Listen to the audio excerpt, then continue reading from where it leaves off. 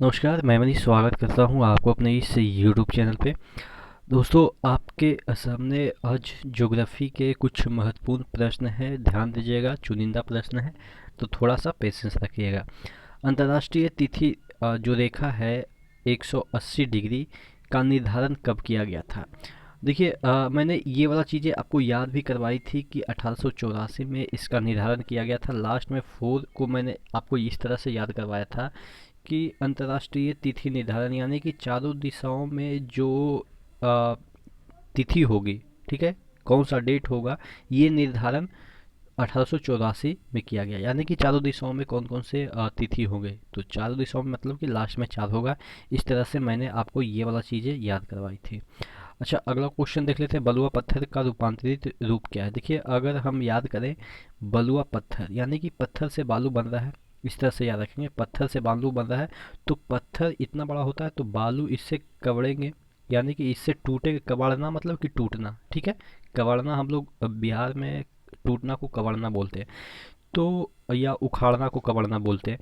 तो यानी कि पत्थर से थोड़ा सा बालू कबड़ेगा तभी तो बालू बनेगा, यानी कि थोड़ा सा इसमें कुछ चीज़ें कबड़ेगी तभी बालू बनेगी। तो इस तरह से क्वारजाइट, ठीक है, कबड़ेगा। इस तरह से हम याद करेंगे कि जो बलुआ पत्थर है वो मूल चट्टान है और उससे क्वारजाइट जो बनती है वो एक प्रकार का रूपांतरित चट्टान आप कह सकते हैं, ठीक है। अगला क्वेश्चन की ओर बढ़ते हैं। भूकंप जिस बिंदु से निकलती है कहलाती है? देखिएगा, एक होता है यहाँ, ये सपोज पृथ्वी है, इस पॉइंट से सपोज भूकंप उत्पन्न हुई। इस तरह से कंपन होते हुए यहाँ पे पहुँचेगी। सबसे पहले एक सेंटर पे जो ऊपरी पॉइंट होती है लंबवत, वहाँ पे पहुँचती है। तो इसको कहते हैं ईपी सेंटर। याद कैसे करेंगे? ऊपी सेंटर आप याद रखिएगा कि सबसे पहले जो ऊपर जिस बिंदु पे पहुँचती है ऊपी सेंटर कहते हैं। हालांकि हिंदी में ऊपरी सेंटर भी इसको कहते हैं, ठीक है। तो ऊपी यानी ईपी, ठीक है। ईपी ऊपी मतलब कि ऊपर में जो आती है, जिस पॉइंट पे सबसे ऊपर में, उसी को कहते हैं ईपी सेंटर। यानी कि ये वाला जो पॉइंट होगा वो उसको कहते हैं ईपी सेंटर। तो अब जो बच गया उसको कहेंगे फोकस, ठीक है। तो जिस बिंदु से निकलती है उसको कहते हैं फोकस, और जिस बिंदु पर पहले सतह पे पहुंचती है उसको कहते हैं ईपी सेंटर। ध्यान रखिएगा, मैंने आपको दोनों समझा दिए। किलायु एक प्रकार का ज्वालामुखी है। पता लगाना है आपको कि किस प्रकार का ज्वालामुखी है। देखिए, किलायु सबसे पहले याद रखना है कि कहाँ पे है। देखिए, किल सबसे ज़्यादा कोई किल कर सकता है अभी देश, तो वो कौन सा कर सकता है?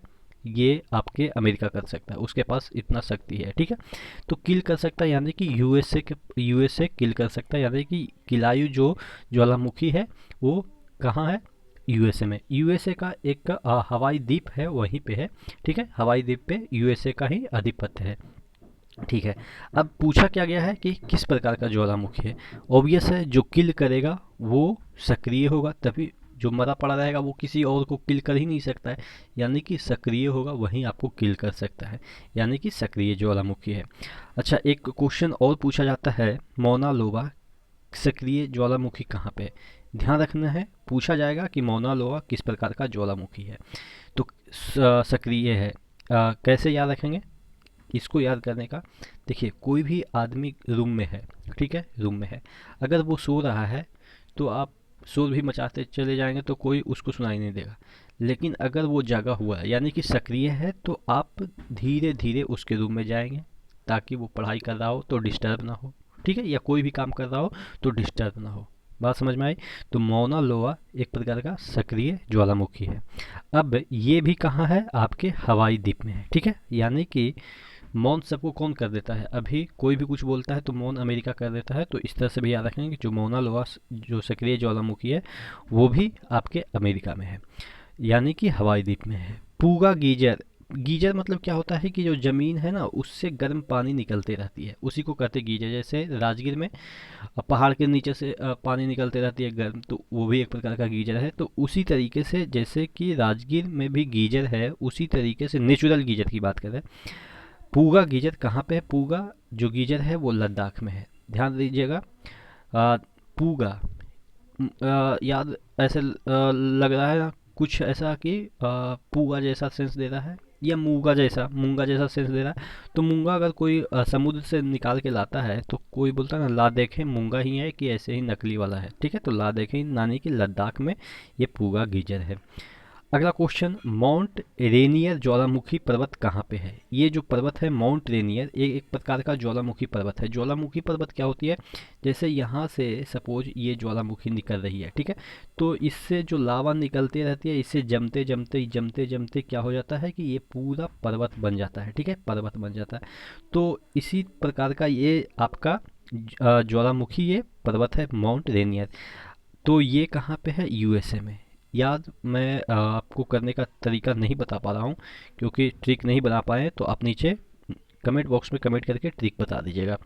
अगला क्वेश्चन, अनातोलिया पठार कहाँ पे है? देखिएगा, अनातोलिया, कोई व्यक्ति तोल रहा है, कोई आम सेब जो भी चीज़ें से तोल रहा है, तो कोई व्यक्ति जो जो खरीद रहा हो वो गौर से देखता है ना, टकटकी लगा के देखता है। तो कभी कहता है कि भाई एक आम कम है, इतना कम दे रहे हो, इतना कम दे रहे हो।